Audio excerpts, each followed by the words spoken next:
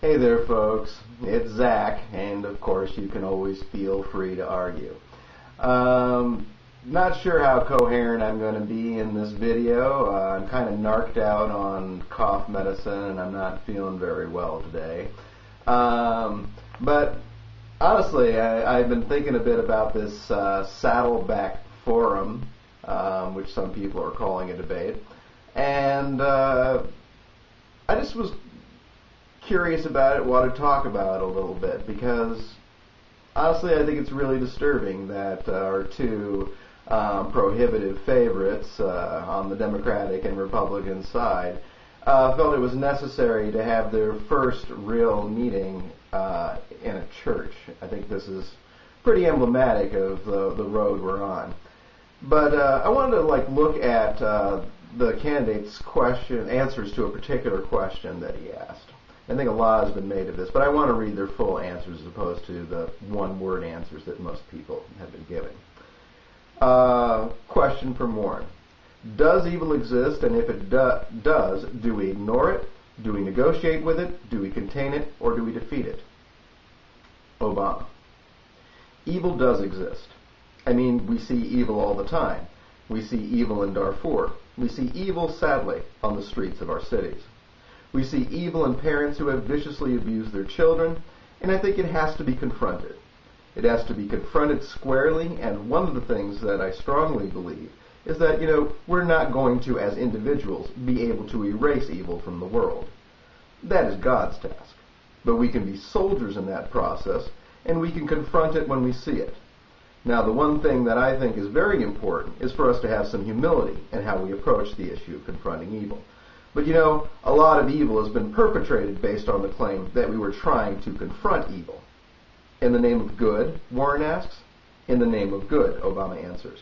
And I think one thing that's very important is having some humility and recognizing that, just because we think our intentions are good doesn't always mean that we're going to be doing good. So here's him asking the same question then of McCain. How about the issue of evil? I asked this of your rival on the previous thing.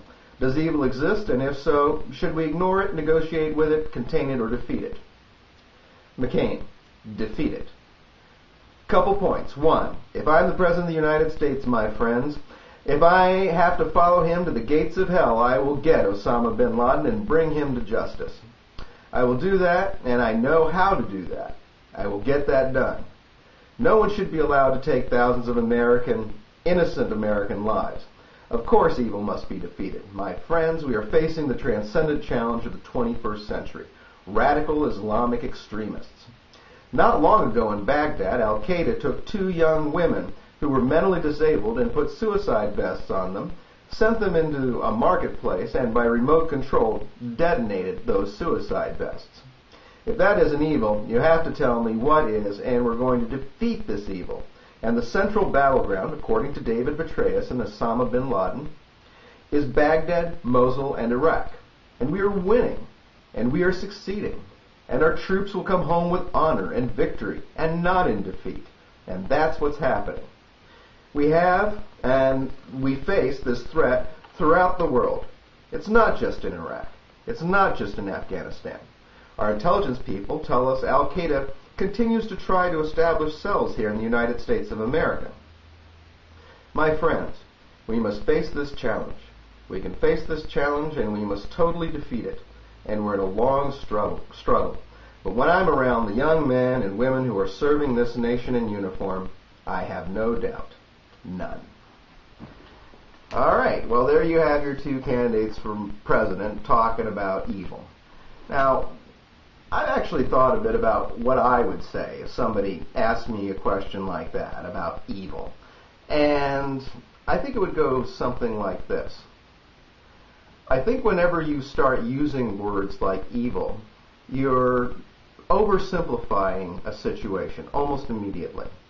And I think evil is also code for saying, I don't want to figure out what that person's reasons are. Because I think no matter what act you want to point to, no matter how evil you want a position or a situation you want to look to, there's always reasons.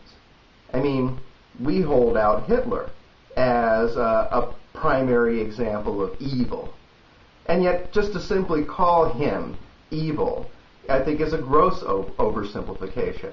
I mean, if it wasn't for the treaties that we set up after World War I that completely eviscerated Germany and put all these egregious restrictions on them that we knew were going to be upsetting to the German people, then, we could rightfully expect what happened in Germany to happen.